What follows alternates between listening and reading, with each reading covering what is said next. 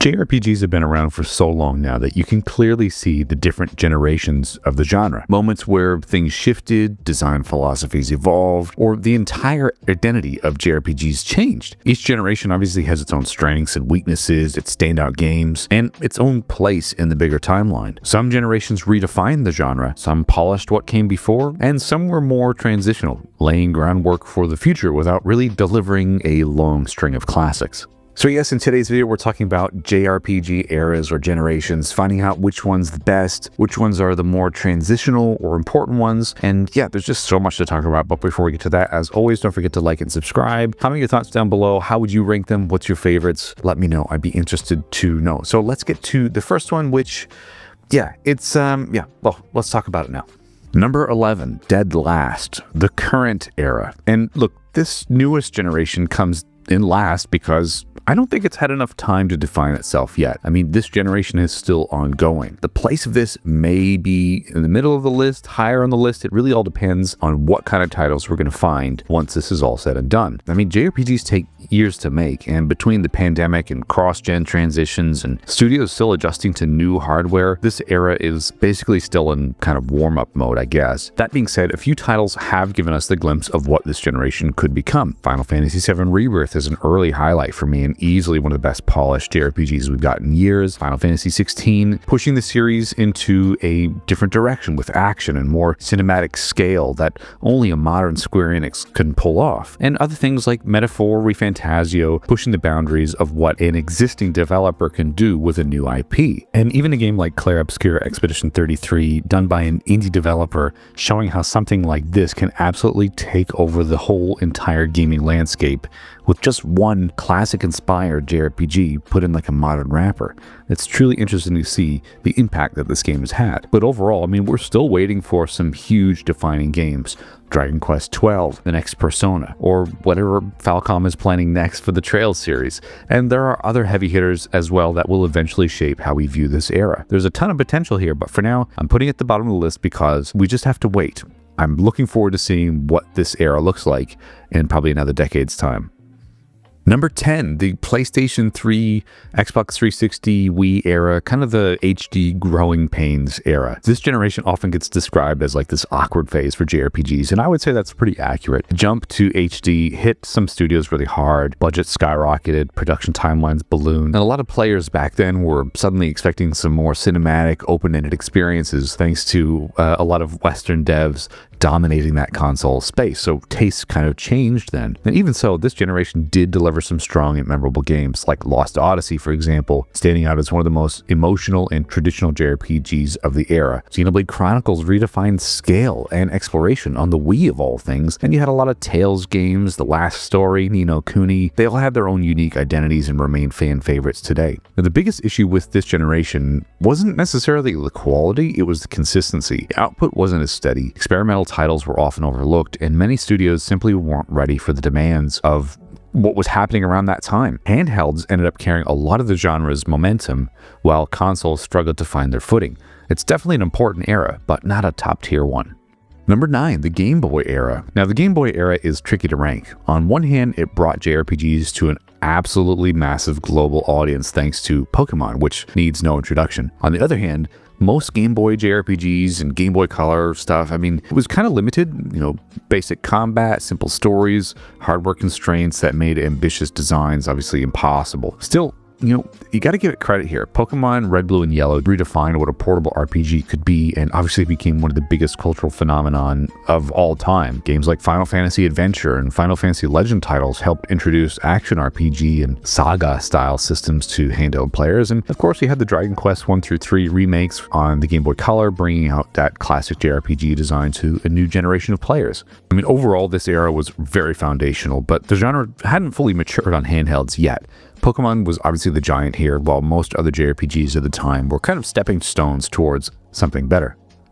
Number 8, the 8-bit era, so the NES or the Master System. This is really where the JRPGs truly began to take shape, of course. Games like Dragon Quest 1 through 4, Final Fantasy 1 through 3, and even Phantasy Star introduced almost every mechanic that would go on to define the genre. Turn-based combat, party building, world maps, dungeon crawling, leveling systems, and classic fantasy narratives that we all know and love today. These games were obviously simple and very grind-heavy at times, but they were also inventive and ambitious for the time. I mean, Dragon Quest laid the blueprint. Final Fantasy experimented with jobs and world building, and Phantasy Star brought sci-fi elements into the mix when everything was just strictly medieval fantasy. Even if this generation feels primitive compared to what obviously came later, you cannot rank JRPG eras without giving credit to the one that started it all. It's definitely not the most replayable era today, but it's one of the most important.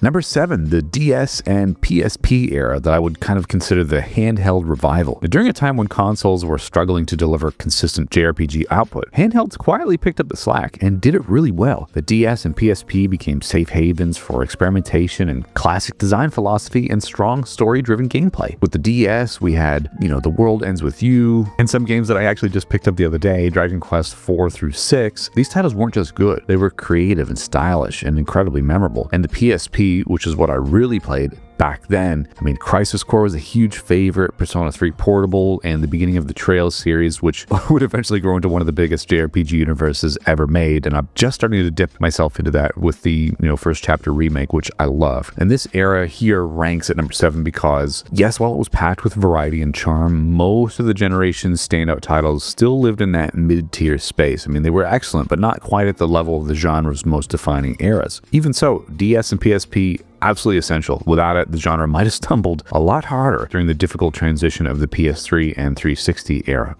Number 6, the 3DS era, the true handheld boom. I mean, this really felt like the final form of the classic handheld JRPG era. Built on everything the DS and the PSP achieved, but delivered games with some more ambition, more depth, more polish, and there's so many great 3DS JRPGs that I haven't even played all of them, but the ones that I have played are absolutely standout experiences. I mean, you've got Bravely Default, leading revival of traditional turn-based gameplay right when people were questioning if there was still a demand for it, and Fire Emblem was huge on the 3DS. I loved playing through all of those. And then, of course, you had Dragon Quest 7 and 8 remakes becoming the go-to versions for many fans.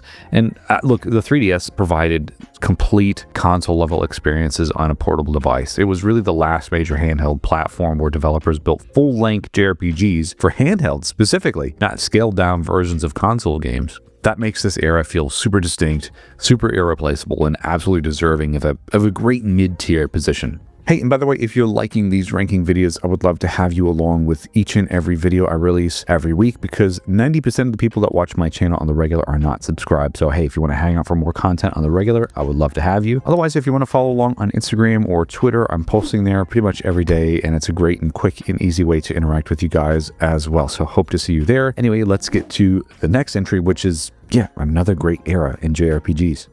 Number 5, the Game Boy Advance era. Now, I'm a little bit biased here because I played so much Game Boy Advance as a kid, and if you were around during that time, I would say it's one of the most underrated JRPG generations, and honestly earns the number 5 spot at ease. Yes, while the hardware wasn't as powerful as home consoles, the Game Boy Advance delivered some incredibly polished and memorable JRPGs. Golden Sun 1 and 2 remain some of the strongest portable JRPGs ever made. Gorgeous sprite work, deep combat, the leveling system there with your Dijin. I love those games so much. Mother 3, even though it was never officially released in the West, I mean, if you've played the translation, it's an incredible game.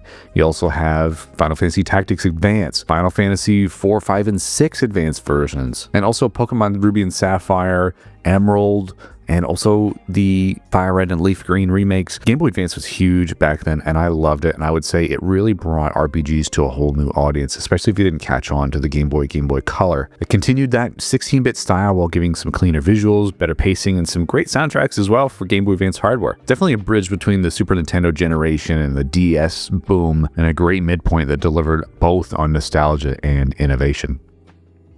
Number 4, the PS4 and Switch era. Now, the modern era is what I like to call like a renaissance of JRPGs. After a shaky HD transition on the PS3 and 360, this genre here came roaring back with a level of polish and confidence and variety that we hadn't seen in years. Dragon Quest XI is like the perfect example of how to modernize a classic JRPG while keeping everything people love intact. Persona 5 exploded into mainstream popularity and became a cultural landmark in gaming, and Final Fantasy VII Remake reinvented one of the most beloved games of all time with bold new ideas that not everybody loves, but you know what? Great experience. I love that game so much. And the Xenoblade Chronicles series continued to deliver massive worlds, emotional storytelling, and some of the most impressive soundtrack work in modern JRPGs. Octopath Traveler, Live Alive, I love that. Triangle Strategy, I actually talked a lot about that in my HD 2D video last week, so if you want to learn more, check that out. But I mean, these games show that retro-inspired design is still alive, but can feel fresh thanks to strong pacing and some modern quality of life improvements. This era doesn't redefine the genre the way that, the next ones did, but it refines it perfectly, and the consistency of releases is incredibly high.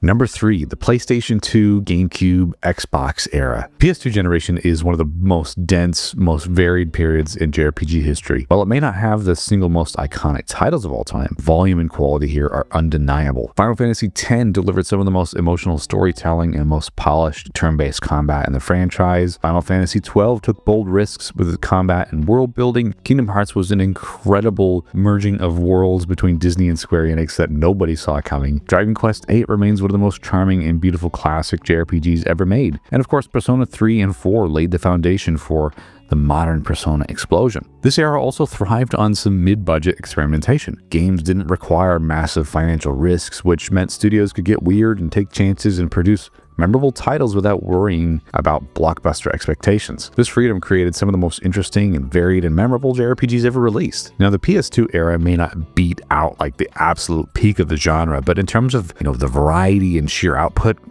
definitely earns that number 3 spot for me.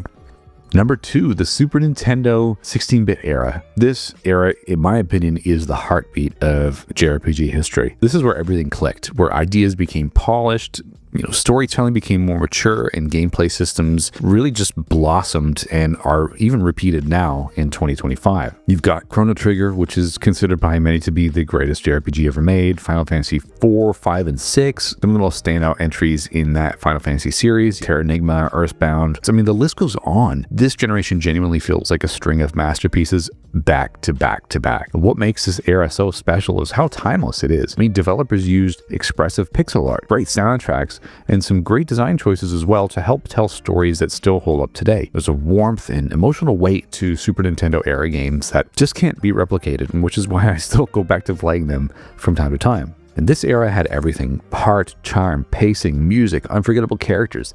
It's nearly impossible to beat it, except for one generation.